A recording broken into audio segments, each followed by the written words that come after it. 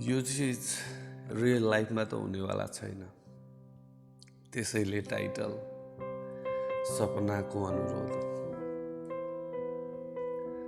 हुँदैनौ कहिल्यै यादबाट ओझेल, तर कहिले त यादबाट पर गई सपनीमा आइदेऊ न। थाहा छ ए बाबा, थाहा छ समय मिल्दैन तिमीलाई घरबार पति परमेश्वरको सेवाबाट, तर यदि 5 मिनट पनि मिल्छ भने प्लिज मेरो सपनीमा आइदेऊ न।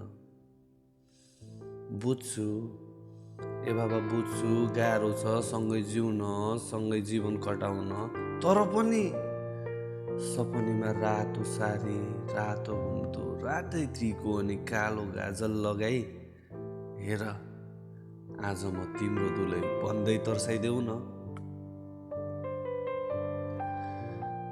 बस्न त बसेका छैनौ सँगै कहिल्यै, तर पनि सपनीमा आई रातो गुलाबको पंखुडीले बेड सजाइदेऊ न।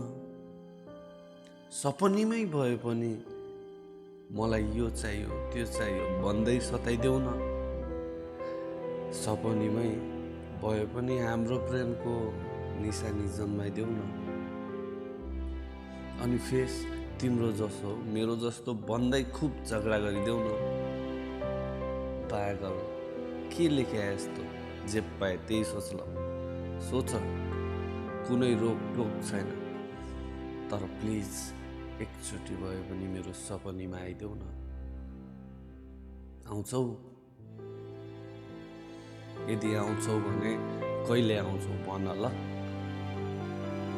तयारी म आजैबाट गर्नेछु त्यो दिनको, किनकि त्यसपछि म कहिल्यै उठ्ने छैन। Lots of love dear, miss you a lot.